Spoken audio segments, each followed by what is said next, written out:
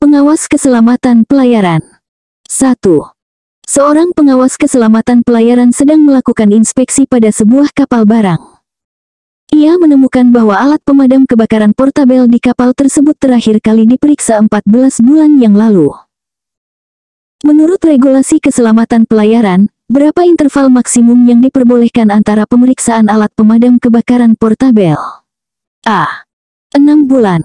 B. 9 bulan. C. 12 bulan.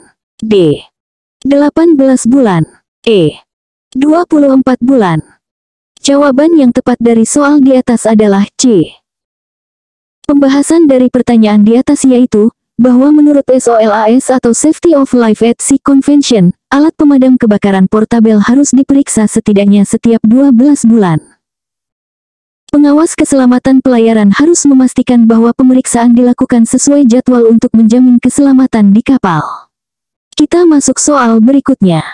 2. Dalam pemeriksaan keselamatan navigasi, pengawas keselamatan pelayaran menemukan bahwa sistem ECDIS atau Electronic Chart Display and Information System kapal tidak diperbarui selama 3 bulan terakhir.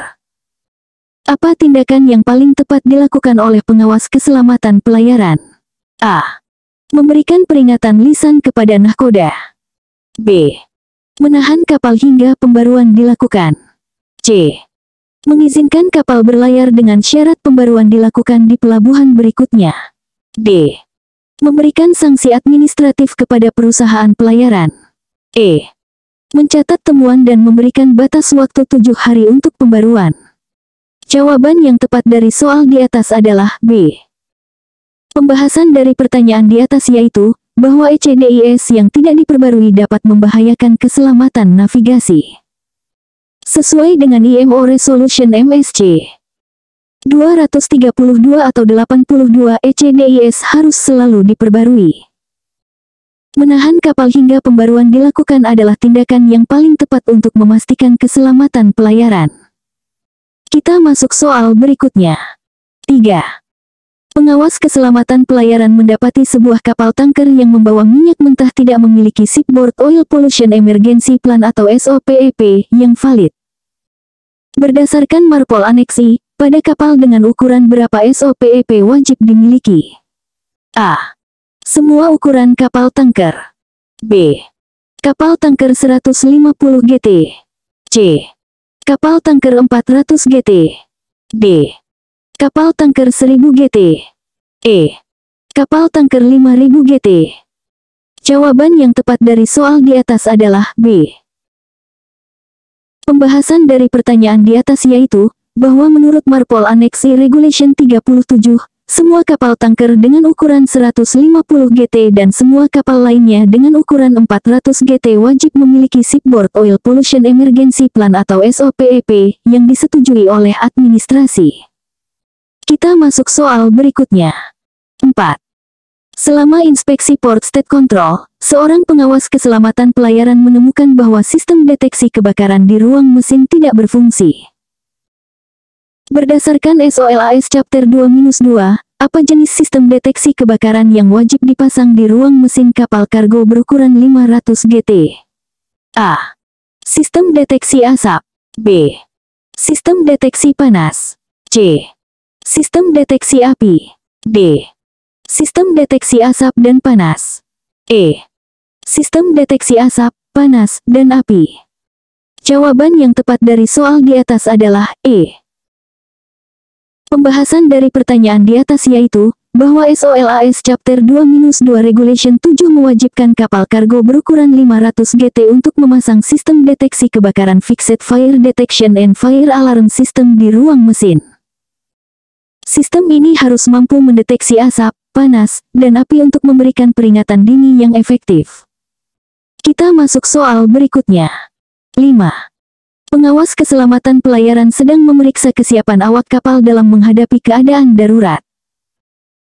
Menurut STCW Code Section AV1, berapa lama interval maksimum yang diperbolehkan antara pelatihan penyegaran atau refresher training untuk basic safety training?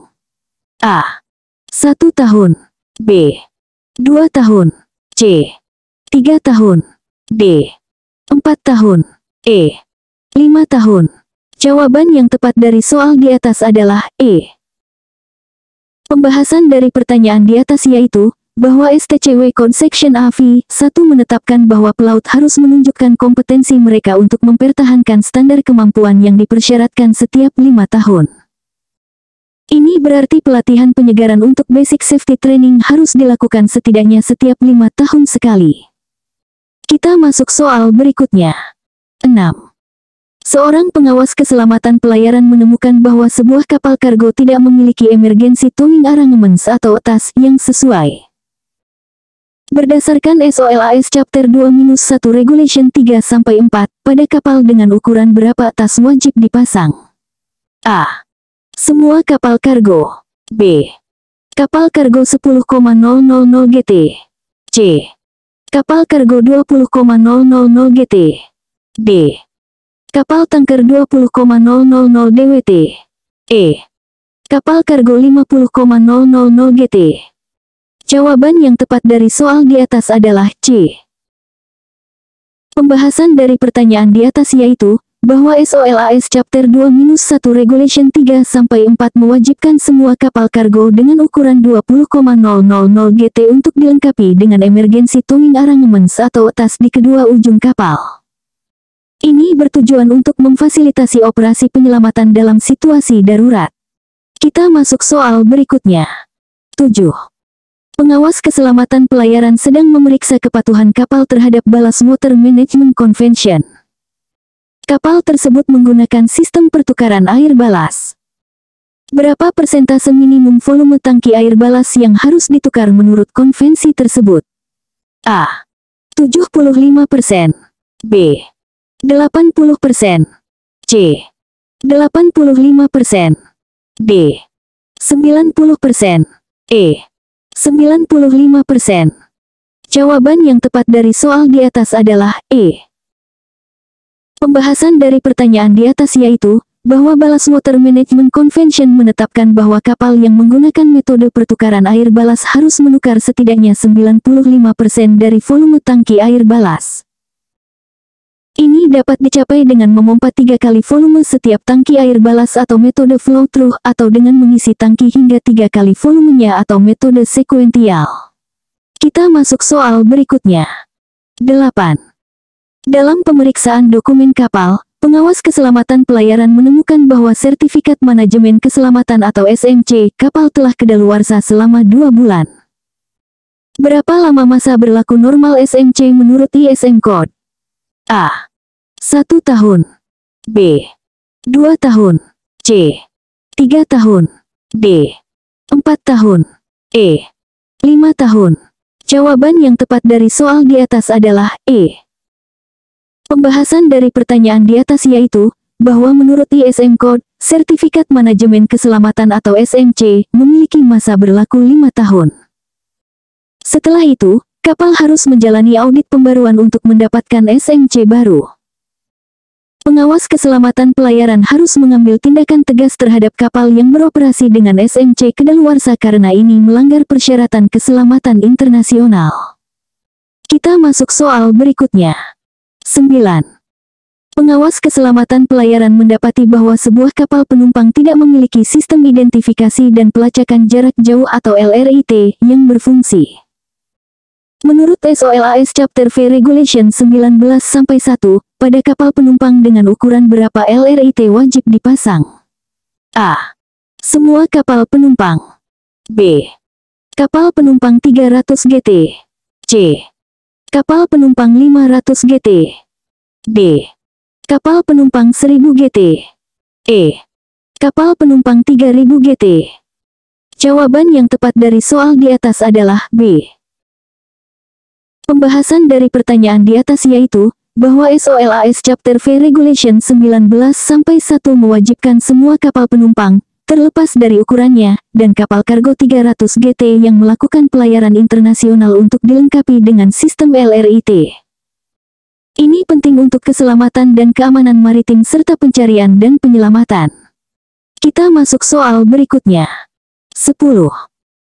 Seorang pengawas keselamatan pelayaran menemukan bahwa sistem ventilasi ruang muat pada sebuah kapal pengangkut batu bara tidak berfungsi dengan baik.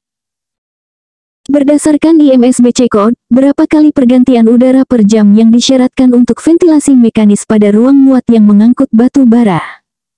A. Minimal 3 kali per jam. B. Minimal 4 kali per jam. C. Minimal 5 kali per jam.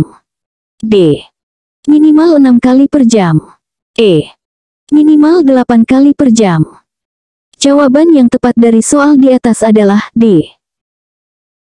Pembahasan dari pertanyaan di atas yaitu, bahwa IMSBC Code atau International Maritime Solid Bulk Cargoes Code menetapkan bahwa untuk kargo batu bara yang dapat melepaskan metana, ventilasi mekanis harus mampu melakukan pergantian udara minimal 6 kali per jam dalam ruang kosong di atas kargo.